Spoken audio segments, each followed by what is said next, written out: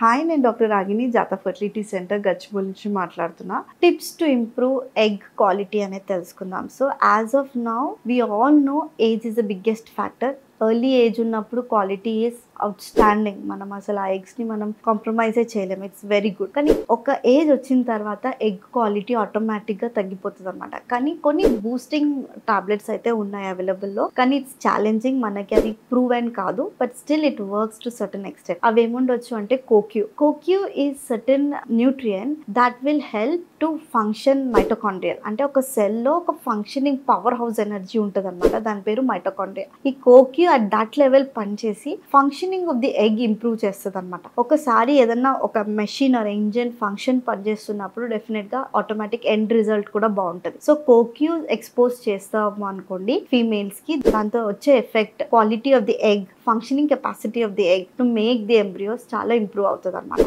Second best thing is DHA వాళ్ళకి mainly egg compromise ఉన్న వాళ్ళకి సజెస్ట్ చేస్తాము. ఇది కూడా సర్టన్ ఎక్స్టెంట్ మనకి ఆండ్రోజెన్స్ ఏంటి అంటే బేసిక్ సబ్స్ట్రేట్. అంటే ఇప్పుడు ఒక రైస్ బిర్యానీ తయారు చేయడం, rice is a basic substrate. The same way androgens అనేది ఒక బేసిక్ సబ్స్ట్రేట్ ఒక ఎగ్ ఫామ్ అవ్వడానికి. సో ఈ ఆండ్రోజెన్ సబ్స్టిట్యూట్ చేసినప్పుడు at micro level, at substrate level మనం ఫుడ్ అందిస్తున్నాం అనమాట. సో దాంతో కొద్ది వరకు ఎగ్ నంబర్స్ ఇంప్రూవ్ అయ్యే ఛాన్స్ ఉంటుంది. So these are all trials, but then some papers are there to show its success. So ఈ two CoQ and DHA quality of the eggs and quantity of the eggs కూడా మనకి improve అయ్యే chance ఉంటుంది. దీంట్లో ఏదైనా doubts ఉన్నట్లయితే జాతాకు వచ్చి కనుక్కోండి. Thank you.